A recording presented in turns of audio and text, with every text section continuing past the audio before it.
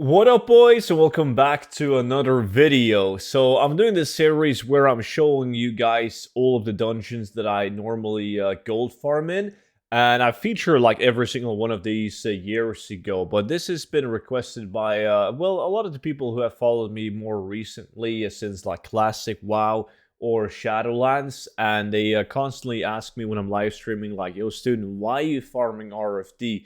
What is the best item you can get a Moradon, and so on. So that's kind of like the focus in these dungeons is how you farm it, the route I'm taking, and what can you actually get in the dungeon, right? We're not looking at the items that I did get after, let's say, 100 runs, but what could you possibly get? What are you after? What are the best items in the dungeon? So right now we're showing you guys the route that I'm taking, and then we're going to talk about the items that are best from the dungeon that you should look out for. So before we do so, I do want to mention, obviously, this video as well is going to be sponsored by myself and the book that I'm super proud of, and that is From 0 to 10 Million Gold Guide.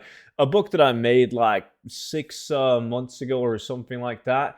And it's a book that's going to take you step by step from 0 to 10 million gold. It's not a like get rich quick scheme. It's basically just how to start grinding from 0 to 10 million gold. And it's like 110 plus pages of gold making material. It's a nice setup with, as I said, like you should just follow the book from page 1 all the way down to page 115 or whatever. And it's also a book that will be updated to like for every single expansion that's to come. And if you're going to play Classic TBC, I made a complete gold guide for Classic TBC. But both of these will be linked down below in the description. So we're just going to get started on running the dungeon. And for you guys' sakes, I will loot the mobs. It's not something that I normally do. I normally just rush through the dungeon and show you guys the route that I take, because I don't really need the gold, and I just want like a smooth sailing with doing the run. But you guys seem to be slightly triggered when I don't loot, so hey, we're looting now.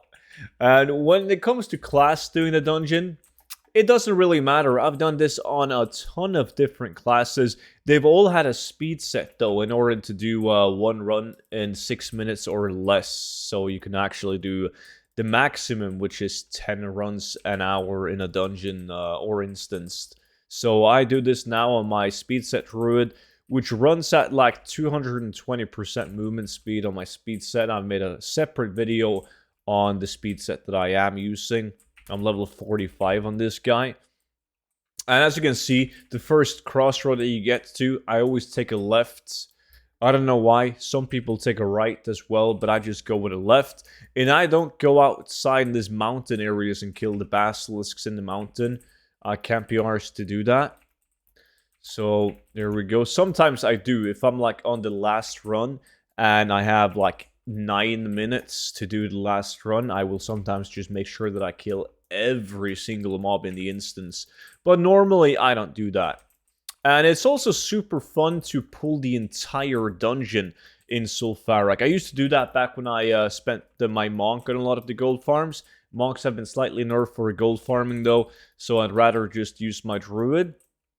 And the reason why I'm not pulling all the mobs and killing them at the end of my druid is because I'm using a speed set and I gain movement speed when I kill stuff, so that's why.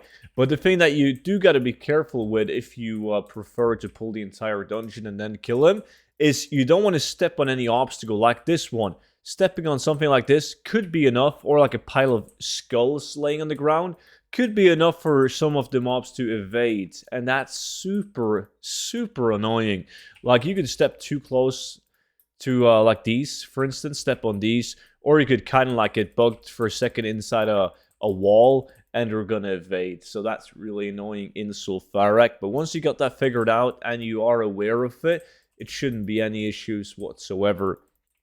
So also pay attention to the fact that I'm not killing any bosses. Really can't be arsed to kill any bosses. They don't have any specific like loot that they can drop. There's also no chests inside the dungeon that you want to pick up. There's one at the Voodoo Doctor thingy right here, Witch Doctor, but it doesn't contain anything good. The thing that is the most important though in this dungeon is to loot these graves. Some people just step on the graves and then they kill the mobs that come out. That's good. I mean, you should, because the majority of the density or the mobs in the dungeon is going to come from these graves. However, you'd be amazed if you knew the items you can get from the loot table from the graves specifically. So don't just walk on them, but actually loot. You can get stuff like rich purple silk shirt from looting these graves. So always loot these bad boys. Like this. Of course, now when I show it, I don't even get a green item from them. But it's possible. So end these mobs down. Loot them. Come on. Nothing. That was horrible. Horrible loot. And then we'll continue. Another thing that I see some people skipping is the scarabs. Now, the scarabs have the same chance of dropping like glorious leg plates or skull flame shield and sick stuff like that. So you always want to kill the scarabs. Every single one of them. The amount of times where I've received like some of the best items in the dungeon from scarabs is insane.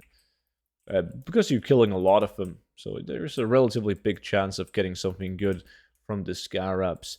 Now, when you're at this area, you could go into this place and kill all of these mobs, depending how fast you are. If you're not that fast, you could just kill these guys right here and then continue this pathway.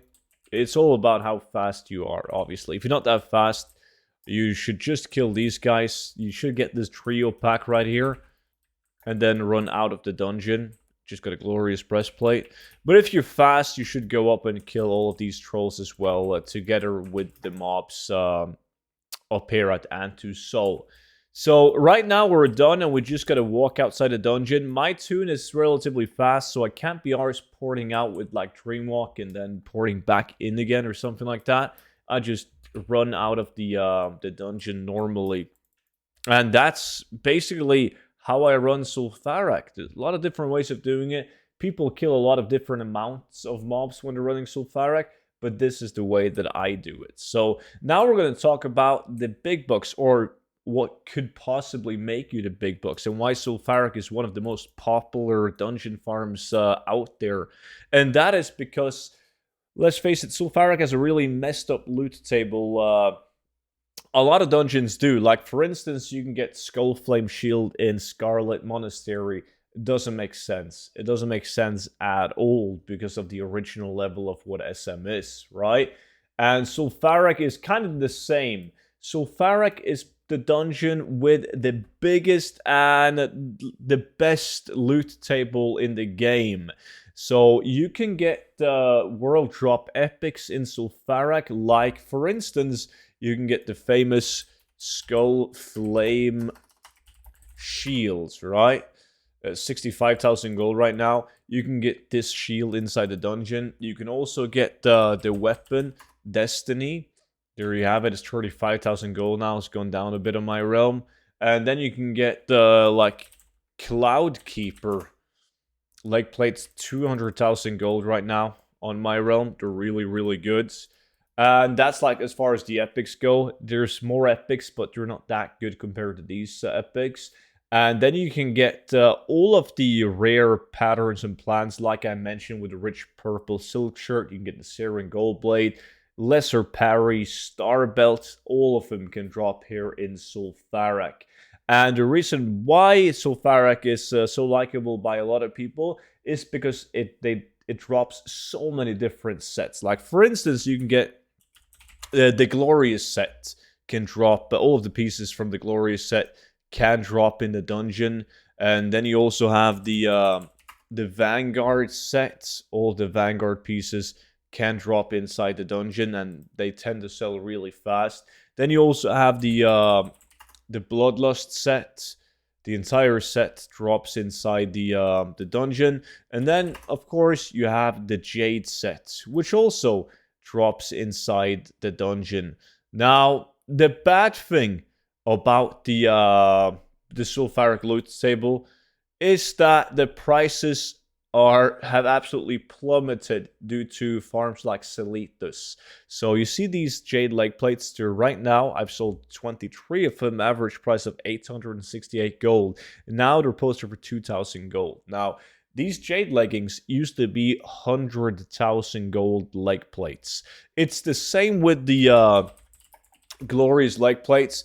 Believe it or not, but if you play back in the days, the glorious leg plates, they used to sell for 350 to 500,000 gold. But with Selitus around, you can get multiple glorious legs and jade legs in an hour. If you farm it in a group of 5, people multi-box it. It has completely ruined the prices of a lot of these items. And Selitus shares the exact same loot table as Zul'Farrak. So that's the bad part about the dungeon, is that it doesn't have any specific items to Zul'Farrak that can only drop in Zul'Farrak. You're just farming like open world drops, right? And it happens to be the same open world transmog items that you can get from doing probably the most farmed 5-man transmog farm Selitus.